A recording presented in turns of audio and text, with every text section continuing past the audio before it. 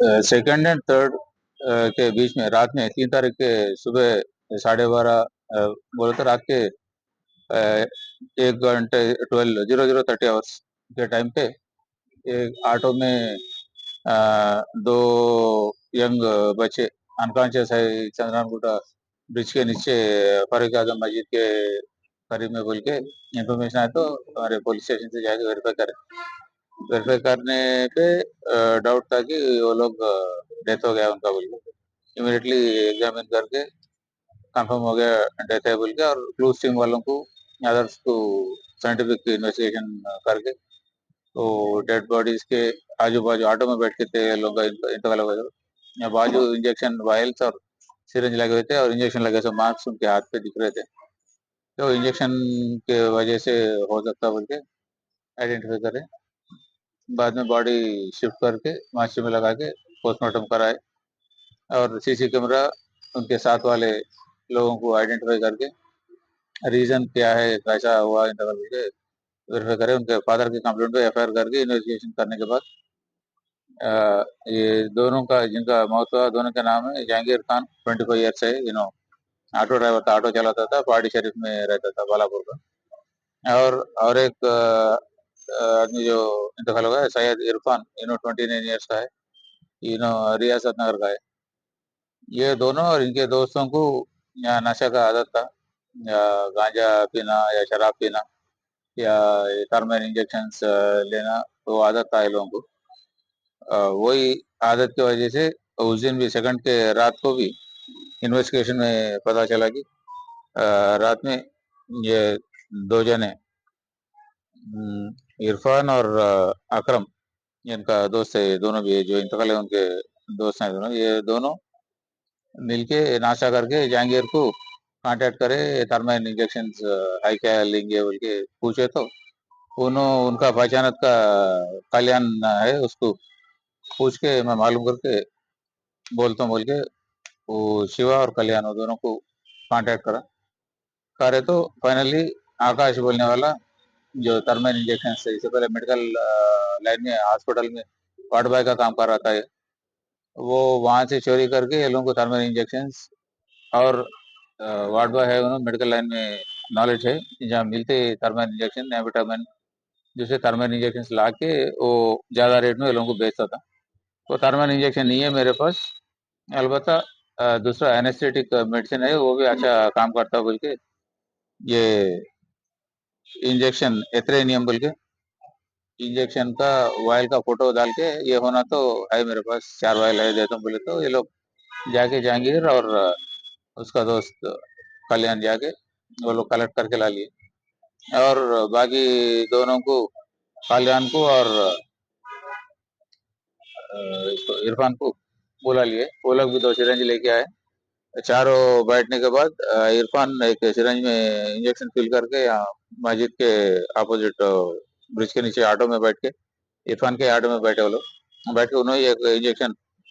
Fill करके Irfan Irfan fill करके अकरम को थोड़ा इंजेक्शन दिया वो इंजेक्शन लेते ही दोनों अनकॉन्शियस हो गया अकरम ये बेसिकली ये इंजेक्शन जो है एथरेनियम ये सर्जरी के वक्त एनेस्थीसिया इफेक्ट आने के लिए देते हैं और मजल रिलैक्सेंट के वजह से पूरे मजल्स रिलैक्स हो जाते हैं इससे जो सर्जरी के वक्त जो इंक्यूबेट करते हैं वो ट्यूब ये ट्रैकिया में ऑब्जेक्ट ऑब्स्ट्रक्शन है होना बोल के वो रिलैक्स होने पूरे मजल्स बॉडी के पूरे मजल्स रिलैक्स होने और एनेस्थेटिक इफेक्ट के लिए देते हैं वो इंजेक्शन जनरली डॉक्टर ओपिनियन के हिसाब से 2 ml दिए तो जान का खतरा रहता स्टडी करके बॉडी वेट और उनका कैपेसिटी देख के देना रहता इसको 2 ml का फिल करके इंजेक्शन देते ही अकरम इमीडिएटली बेहोश हो गया वो डर के कल्याण बोलने वाला वहां से भाग गया बाद में इसको जब होश आया ये अकरम को ये दोनों जहांगीर और इरफान दोनों अनकॉन्शियस ऑटो में मुंडी बाजू डाल के बैठे हुए दिखे चक्कर आता शक आया उसको अनकॉन्शियस है कोमा में कैसा रखा है बोल के वो लोगों का फोन से ही एक स्नैप निकाला फिर उनके पास रख दिया रख के उन्हें भी वहां से निकल गया वो डाउट से अब ये बाद में आइडेंटिफाई करके वेरीफाई करके अब ये लोगों को पकड़ के, कल्याण को और अकरम को पकड़ के इंटरोगेट करके फर्दर इन्वेस्टिगेट करे तो ये चेन जहाँ से आया वो एस्टेब्लिश हुआ फाइनली। जो सप्लाई कर आकाश बोलने वाला उसका आइडेंटिफिकेशन हुआ। अब इसको कहाँ से आया मेडिसिन बोल के फर्दर इन्वेस्टिगेट करने पे चिकटपल्ली पे हॉस्पिटल एबीएस हॉस्पिटल बोल के है। वो हॉस्पिटल में वार्ड बॉय का काम कर रहा है। इससे पहले एमएनजे कैंसर हॉस्पिटल में काम कर रहा था, जिसके नशे के वजह से वहां से निकाल दिए। और एक जगह काम कर रहा हॉस्पिटल में, वहां भी ऐसा नशा करके आ रहा नागरिक को बोल के निकाल लिए। अब ये हॉस्पिटल में 1 महीने से कुछ काम कर रहा। ये भी हॉस्पिटल चिकटपल्ली में, वहां पे एक सर्जरी था 24 तारीख को। वो सर्जरी के लिए 25 तारीख को हॉस्पिटल का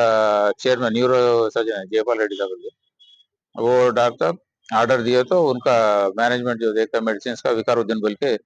नर्सिंग सेकंड ईयर स्टूडेंट है, पार्ट टाइम हॉस्पिटल में काम कर रहा। मैनेजमेंट करता हॉस्पिटल का, फार्मेसी और मेडिसिन पूरा। ये लोग इंडेंट लगा के ये मेडिसिन मंगाए। ये शेड्यूल्ड एच ड्रग है। इस पे प्रिकॉशंस में लिखा हुआ रहता है कि ये मेडिसिन लेने से पैरालिसिस आने का चांस रहता, अंडर प्रिस्क्रिप्शन रखना और फ्रीजिंग टेम्परेचर में प्रिजर्व करना, दूसरों के हाथ नहीं लगना बोल के उस पे कंडीशंस में लिखा हुआ रहता। और शेड्यूल एच ड्रग को हॉस्पिटल या फार्मेसी में जो प्रिजर्व करते शेड्यूल एच ड्रग का रजिस्टर रहता, जो भी आया मेडिसिन उसमें एंट्री करना और विद इन्वेंट्री इंडेंट आया तो ही सर्जरी को देना वो मेडिसिन, उसमें एंट्री करके देना। और हॉस्पिटल का मेडिकल शॉप से हॉस्पिटल में सर्जरी को जा रहा था भी इंटरनल बिल रेज करके वो बिल भी एंट्री करके वो मेडिसिन देना। वो तो हिफाजत से रखने का मेडिसिन है। ये लोग लापरवाही से 25 वाइल्स आए उसके, वो 25 वाइल्स में से उस दिन सर्जरी के लिए 4 वाइल यूज करें, बाकी 21 वाइल्स वो ऑपरेशन थिएटर में वैसे ही छोड़ दिए। ना फ्रीजर फ्रीजिंग टेम्परेचर में रखे, ना उसका रजिस्टर मेंटेन करे, ना प्रॉपर रिकॉर्ड मेंटेन करे। वो 21 में से आकाश बोलने वाला 4 वाइल चोरी करके ला लिया। हालांकि उसका रेट 50 रुपए रहता, उससे ज्यादा नहीं रहता, बट ला के 1000 रुपए के करीब ये लोगों को 4 वाइल के लिए बेचा। ये नेग्लिजेंस और ड्रग एंड कॉस्मेटिक एक्ट का वायलेशन है। ड्रग एंड कॉस्मेटिक एक्ट का वायलेशन के लिए ड्रग एंड ड्रग इंस्पेक्टर को और कंसर्न रेजिडेंट डायरेक्टर को हम लोग रिपोर्ट लिख रहे, जो हॉस्पिटल का एमडी ओनर जयपाल रेड्डी और विकार जो कस्टोडियन है, दोनों के ऊपर। पर उनका नेग्लिजेंट एक्ट के वजह से, उनका लापरवाही की वजह से इंजेक्शन लेके ये लोगों को दिया, जिसकी वजह से लोग मर गए। इसलिए causing death due to rash and negligent act बोल के वो लोगों पे 304 नेग्लिजेंट एक्ट बोल के, पहले जो 304 लगा देते, अब बीएनएस सेक्शन 106 बीएनएस लगा के उसमें ये दोनों को भी अरेस्ट करे। और जो इंजेक्शन लाए और इस्तेमाल करे और जो रेगुलर हैबिचुअल है या वो बाकी दोनों को